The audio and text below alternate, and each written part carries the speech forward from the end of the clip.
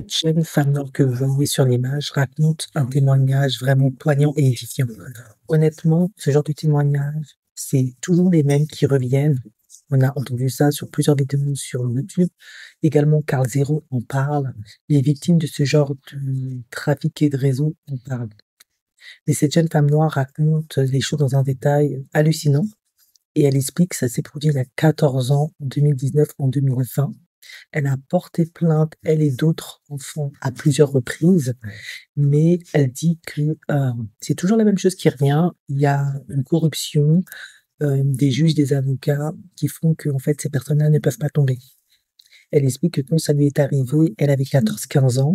Forcément, on ne va pas se mentir, ces enfants-là soient soit des enfants issus du service social à l'enfance, de milieux défavorisés, de mères célibataires, vous voyez, où il y a beaucoup de fragilité dans leur vie, ou alors des enfants de l'immigration qui disparaissent comme ça. C'est pas trop. Elle, elle a fait, j'ai mis un document, ça s'appelle un affidavit. Euh, elle a porté plainte, comme je vous l'ai dit, et elle donne des noms. Elle dit qu'elle avait plein de célébrités, mais je sais même pas comment je vais pouvoir expliquer ça. Il y a tellement de personnes ce soir-là qui lui sont passées dessus qu'elle ne peut pas se rappeler de tout.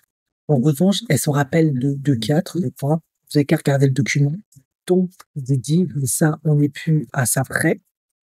Il y a Birdman, il y a un autre rappeur que je connais pas. Et là, je suis tombé des nues.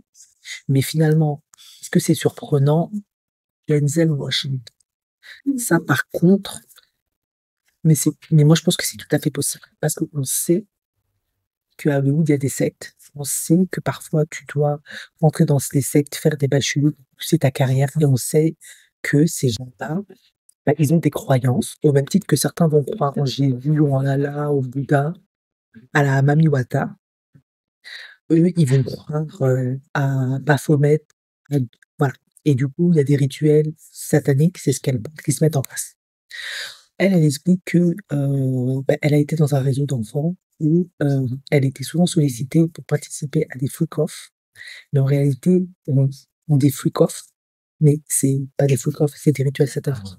Tous ces énergies sexuelles qui sont mobilisées, c'est juste pour servir un dieu satanique, appelez ça comme vous voulez, Satan, Baphomet, comme vous voulez.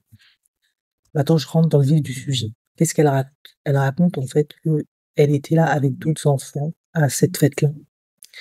Et il y avait une table qui s'appelait la table des cadeaux. Chaque enfant était assis sur une chaise autour de cette table. Et au centre de cette table, il y avait tout un tas de choses. Euh, Sextoy, tout un tas de trucs. Ça s'appelait la table des cadeaux, la table des plaisirs, la table des cadeaux. Elle dit que chaque adulte qui était des célébrités, dont Titi, Denzel et tout, Antoine, qu'elle a cité, qu'elle se rappelle, venait choisir un enfant chacun. Et c'était immensément grand, ce lieu, comme le manoir de Didi. Il y avait plusieurs pièces. Et ils allaient faire leur bail avec chaque enfant. Et ils revenaient déposer l'enfant. Et une autre célébrité venait récupérer l'enfant, faire les bails. Elle disait que la maison était partagée en différentes sections, selon les chambres et les pièces. Dans certaines pièces, il y avait du fétichisme. Dieu seul sait quel type de fétichisme tu peux avoir, hein. Je sais pas, j'aime les trucs avec les pieds, j'aime me faire fouetter, peu importe. Et chacun venait prendre un enfant pour aller faire ses bails de fétichisme s'il voulait, mais il y avait d'autres parties où c'était avec des animaux. Pour avoir des ânes ou je ne sais quoi d'autre, où tu pouvais demander aux enfants de faire des bails chelous avec les animaux, etc. Et c'était comme ça. Et après, tu pouvais aussi demander aux enfants de faire des bails entre eux. Et toi, tu regardes. Et à la fin ou pendant ou dans une autre pièce, peu importe, j'étais pas là-bas, ça devenait une grande ORGIE, vous avez compris, où tout le monde se mélange et font leur bail, machin, comme on a vu sur les vidéos fait comme de Didi. Et elle explique que elle, c'était une des préférées en l'occurrence. Elle avait 15 ans à l'époque. Et elle dit que cette nuit-là, il pouvait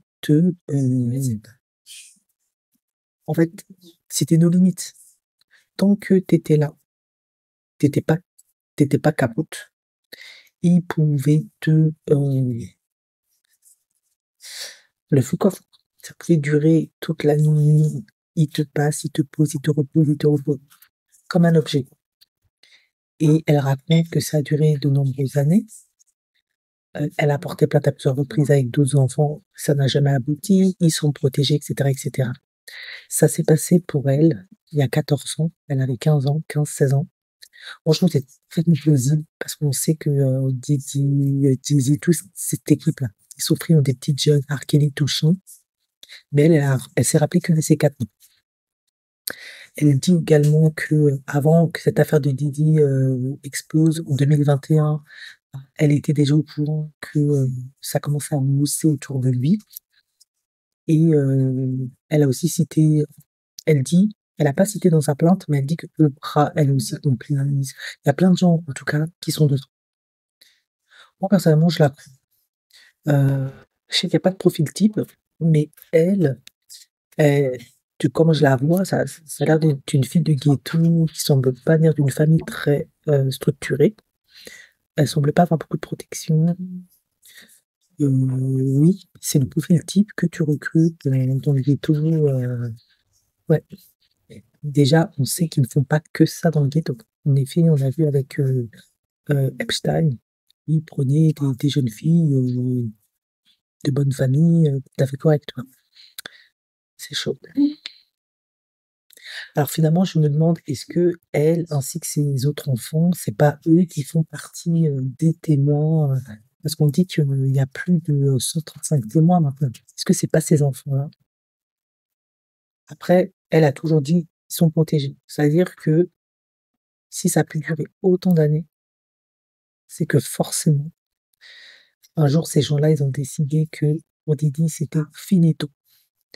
Et quand demain, ils décideront que ce sera pour des aides, je sais pas quoi, ils vont remonter petit à petit, mais ils ont décidé que pour Didi, c'était finito. C'est-à-dire que si demain, ils s'en sortent, c'est qu'ils auront décidé que c'est pas finito. Voilà. C'est vraiment triste. Mais moi, je la crois, en tout cas. Je suis convaincue que c'est vrai parce que ce genre de témoignages, on les entend à travers le monde.